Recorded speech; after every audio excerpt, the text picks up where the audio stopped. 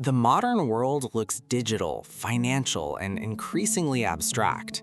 Everything feels like it runs on code, markets, data, and promises of endless convenience.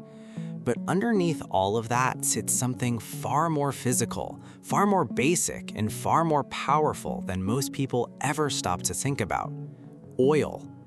Not just as fuel, not just as gasoline at the pump, but as the hidden foundation of modern life, feeding agriculture, moving goods across oceans, shaping materials, powering machines, and quietly holding together almost every system we depend on. We like to think modern prosperity came from intelligence, innovation, and technology alone, and those things matter, but they only work at the scale we know today because of one hidden bargain. Energy stayed cheap and abundant enough to make complexity feel effortless. That single condition changed everything. Cities expanded outward, supply chains stretched across continents, food became industrialized, plastics became disposable, debt became easier to carry, and convenience multiplied so smoothly that most people stopped noticing what made it possible in the first place. That's the real danger. When a system works too well for too long, it stops looking like a system at all.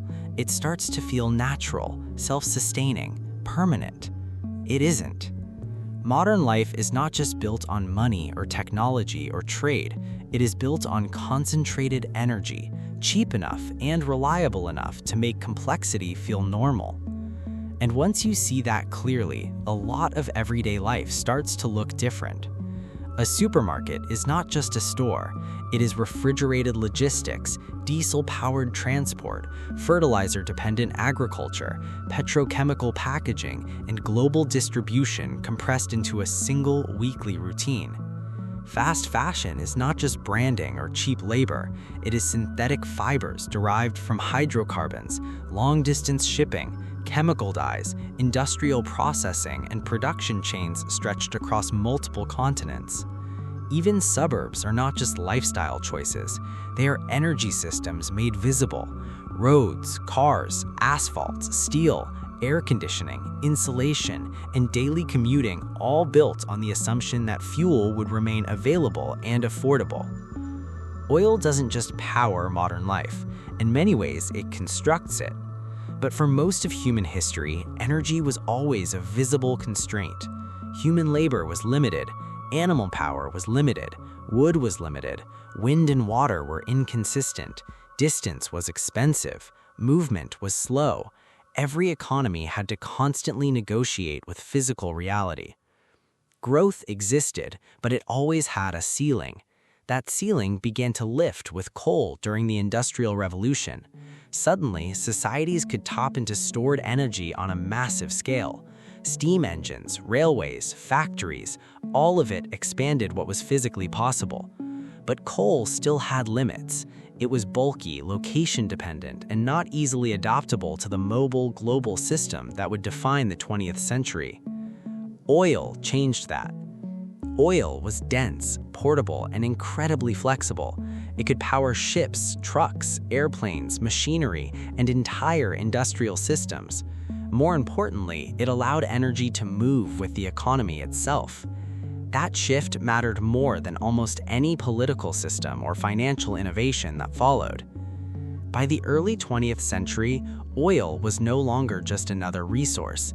It had become the bloodstream of industrial civilization.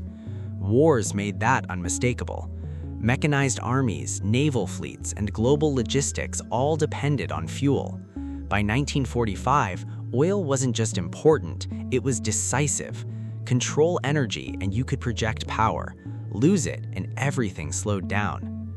After 1945, the world didn't build itself around limits, it built itself around expansion.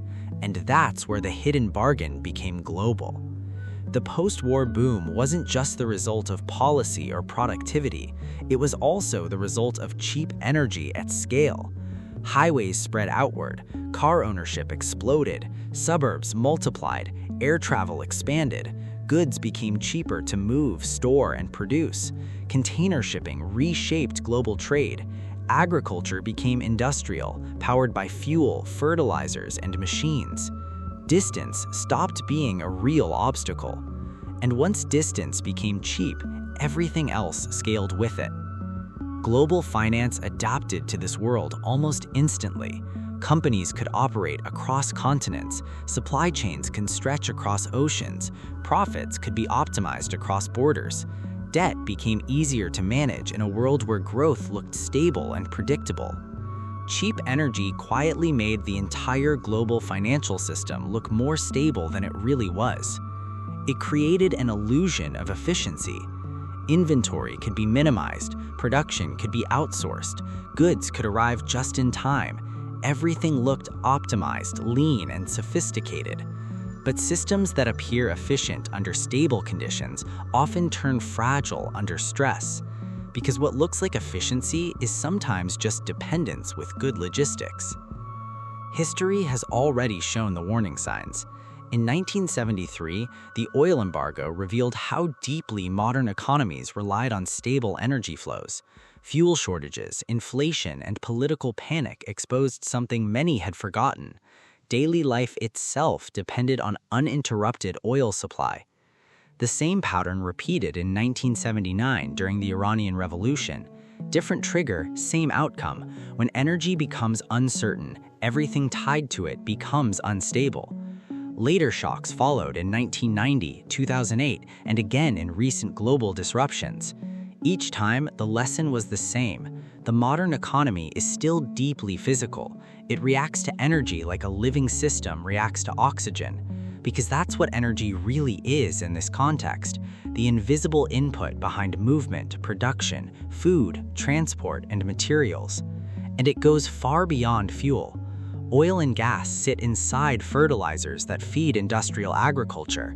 They sit inside plastics, packaging, synthetic fibers, detergents, cosmetics, medicines, and construction materials. They shape roads, pipes, insulation, and countless industrial processes that modern life quietly depends on. Even things that feel digital often rest on physical supply chains powered by hydrocarbons. That's why the phrase energy transition is more complicated than it sounds.